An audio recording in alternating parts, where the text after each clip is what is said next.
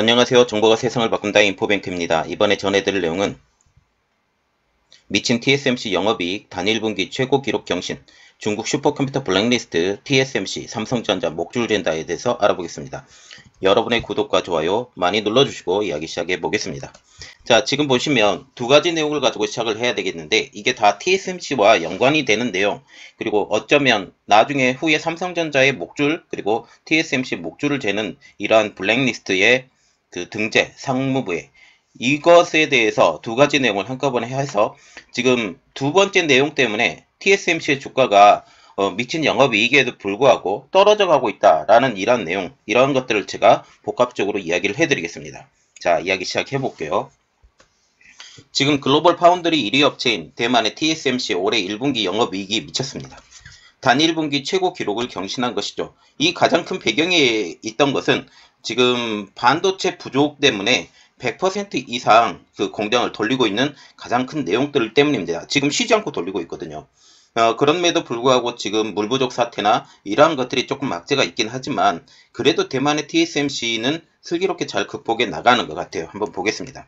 대만의 TSMC는 9일날 1분기 영업이익이 전년 동기 대비 16.7% 증가한 3,624억 1,000만 대만 달러, 약 14조 2,644억 원이라고 발표를 했습니다.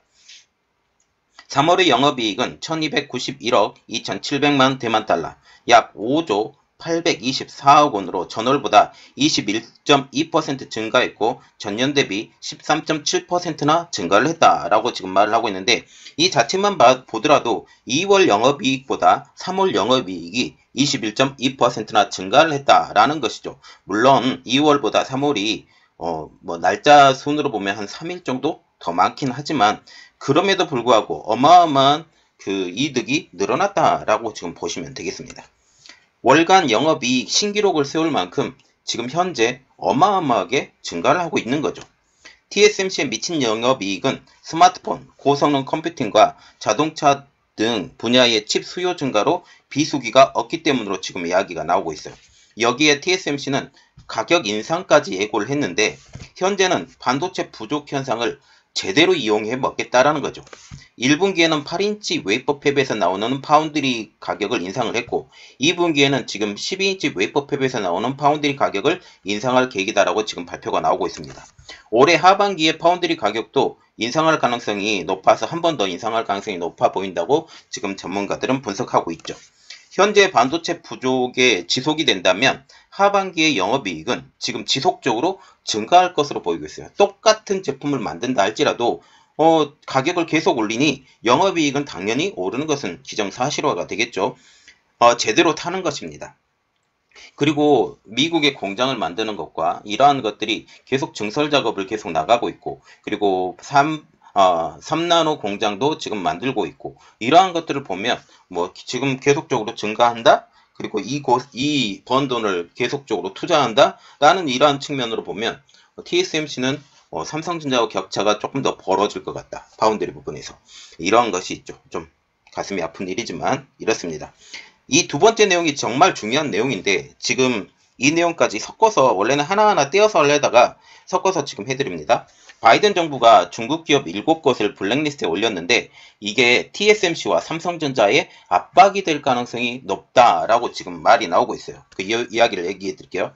이게 미국 상무부에서 올린 지금 7개 기업에 대해서 지금 블랙리스트에 올라와 있어요. 이것에 대해서 지금 얘기를 하는데 Commerce added 7 Chinese supercomputing entities to entire list. entity list. 이게 그 7개의 중국 업체를 엔타이티 리스트, 블랙리스트에 올렸다라는 거죠. 이게 그 중국 국방, 그 중국 국방에 대해서 서포트를 했다라는 그런 측면에서 지금 얘기를 하고 있는 것입니다. 미국 정부가 8일날 중국의 컴퓨팅 기업 7곳을 블랙리스트에 올렸습니다. 조 바이든 정부에서도 국가안보 등을 이유로 중국 기술 기업에 대한 제재를 이어나가고 있기 때문이죠. 조 바이든 대통령이라고 할지라도 지금 미국의 전체적인 흐르는 기류, 그게 아메리칸 퍼스트죠. 그 아메리칸 퍼스트를 계속 이어나갈 수밖에 없는 이유가 다른 이유가 아니에요. 중간 선거를 이겨야 되는 것이기 때문이죠. 그래서 계속 할 겁니다. 두들겨 팰 거예요. 예, 이런 것들이죠. 자, 보세요. 미국 의회에서도 중국을 견제하기 위한 초당적 법안들을 논의하고 있어서 미중 갈등이 확산될 가능성이 커지고 있죠. 이는 삼성전자와 TSMC에게 전 세계 반도체 공급망에서 경찰과 같은 감시자 역할을 수행해야 된다라는 부담을 주는 것이라고 지금 말이 나오고 있는데, 중국 기업이 설계한 고성능 반도체 도면의 생산 의뢰가 들어오면 삼성전자와 TSMC는 해당 칩을 군사용으로 전용될 가능성을 꼼꼼히 들여다봐야 할 것으로 지금 보이고 있습니다. 이제는 중국 손님에 대해서 가려서 받아라 라는 미국의 압박이 시작될 것으로 보이고 있다는 거죠. 이번 상무부가 지정한 블랙리스트는 다음과 같습니다. 텐진 파이튬 정보기술, 상하이 고성능 직접회로 디자인 센터, 선웨이 마이크로 일렉트로닉스, 진안, 선전, 우시, 정저우, 국립 슈퍼컴퓨팅 센터. 이렇게 7곳.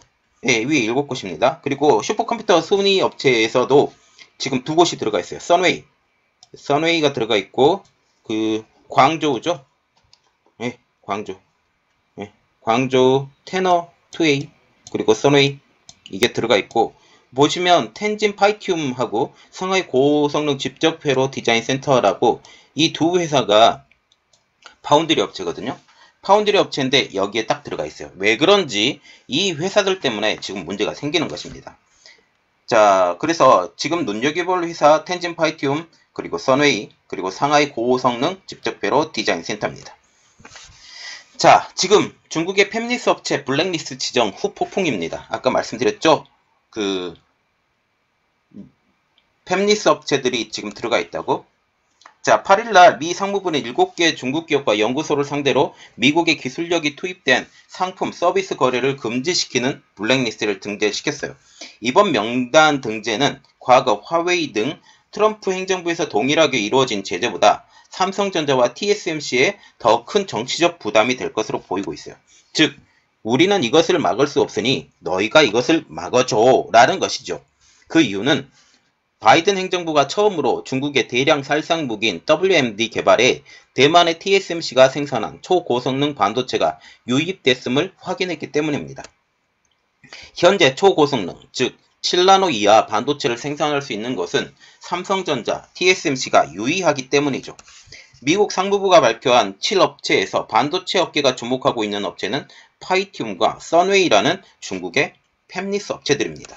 이 두 팹리스 업체들은 슈퍼컴퓨터에 쓰는 칩 설계를 주력으로 하고 있는데, 그런데 미국 상무부의 조사 결과 파이튬이 설계한 칩의 최종 목적지, 그것은 중국 인민해방군으로 알려지고 있어요. 그래서 이곳에서 극초음속 미사일을 통제하는 슈퍼컴퓨터에 사용됐다라고 의심하고 완전히 생각을 하고 있다라는 거죠.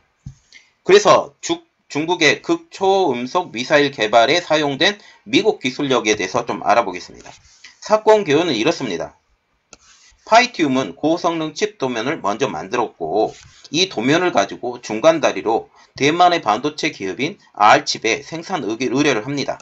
R칩은 이 생산 설계를 감당할 수 있는 TSMC에 최종 위탁을 맡기게 된 것이죠. 물론 중간에 R칩이 끼어있기 때문에 TSMC는 이 칩이 중국의 극초음속 미사일 통제 컴퓨팅에 활용되는 사실을 까맣게 모른 채 제작에 참여한 것으로 보이고 있어요.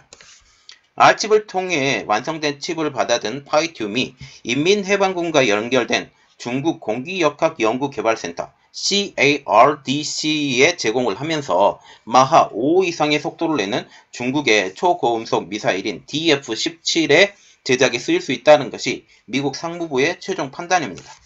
대만의 TSMC의 첨단 공정이 미국 어플라이드 머티리얼즈 등 미국 기업에서 기술력이 투입됐다는 점에서 미국의 첨단 기술이 중국의 첨단 무기 개발에 악용된 것으로 지금 보이고 있다는 거죠.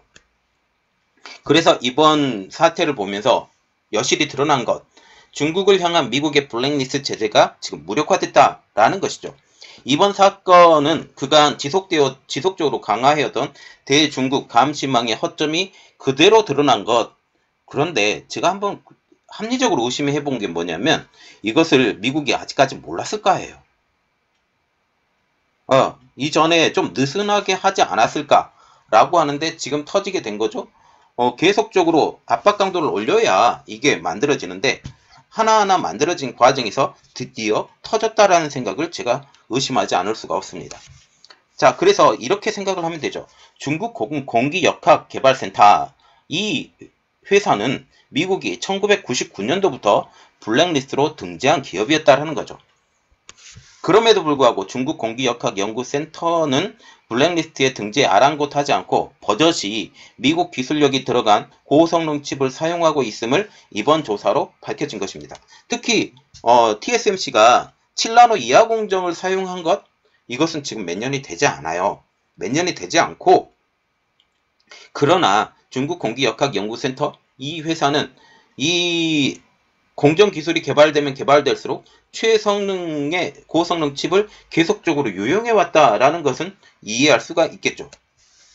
중국이 대만의 TSMC에 위탁을 맡길 때 미들맨 역할을 했던 대만의 반도체 기업 R칩을 끼고 거래를 했다라는 사실이 이번에 여실히 드러났는데, 졸지에 파이티움과 TSMC 사이에 무기용 반도체 알선 혐의를 받게 된 이 회사도 억울한 피해자임을 지금 주장을 하고 있습니다. R칩은 파이티움과 계약 당시 공급 계약서에 무기로 활용되지 않는다라는 조항이 들어있다라는 것을 이유로 이렇게 주장을 하고 있죠.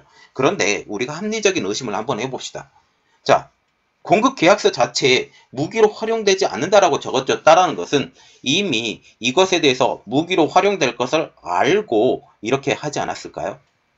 저는 그렇게 생각합니다. 그래서 이렇게 생각을 하면 되죠.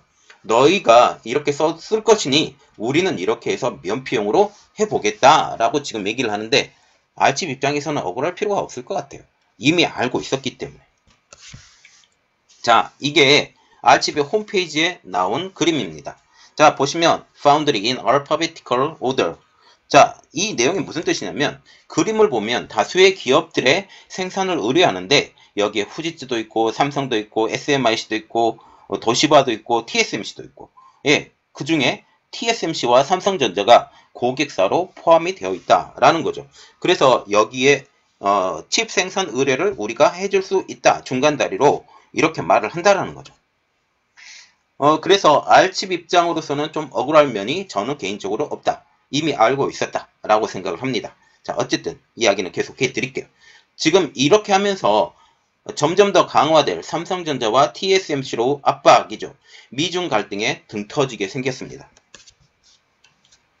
반도체 업계는 중국 초고성능 반도체 칩 설계 업체들의 주문 생산 수요를 감당할 수 있는 전 세계 파운드리 업체, 이것은 삼성전자, TSMC밖에 없다는 점을 들어서 중국발 주문에 보다 면밀한 검증 부담을 일단 안게 됐다고 평가를 하고 있어요. 시장 분석 조사 업체인 샘포드 번스타인의 마크리 선임 연구 분석가는 이렇게 말을 하고 있죠.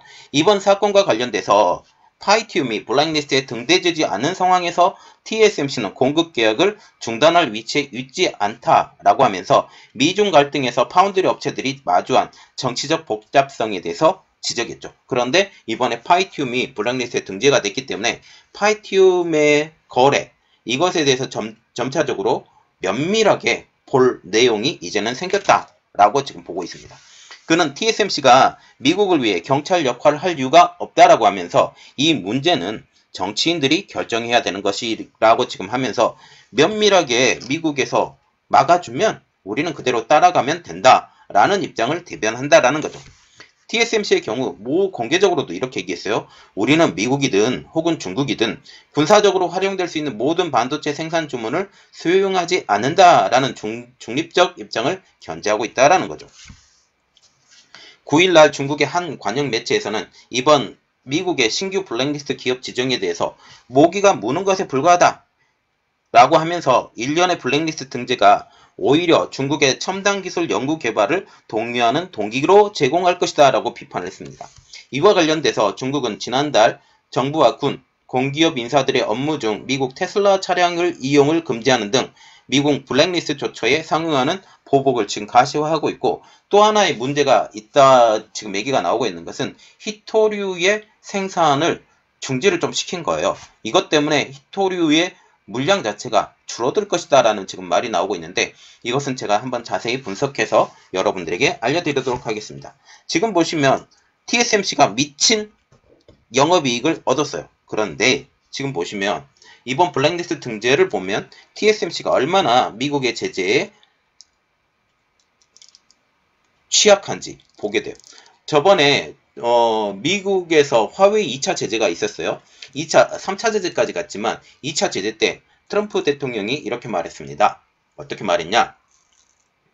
미국의 기술이 들어간 제품을 화웨이에게 만들지 마라 라고 하면서 제재를 딱 가하니 이제 그때부터 화웨이하고 손절하기 시작해요. 그러면서 주문 받았던 것까지밖에 주문을 받지 않고 당시에 화웨이의 주문을 이제 끊어버렸죠. 그래서 9월 15일까지 화웨이에게 넘겨줄 물건을 다 넘겨주고 난 다음에 더 이상의 생산은 없었습니다. 물론 15일에서 그 이야기는 화웨이 3차 제재 이야기예요. 2차 제재가 있고 뭐 계속 주문량이 계속 남아 있었겠죠. 남아 있었던 주문량까지만 이게 됐어요. 그래서 그렇게 한 다음에 TSMC는 미국의 생산 공장을 만들겠다고 선언을 해버리죠. 애리조나에.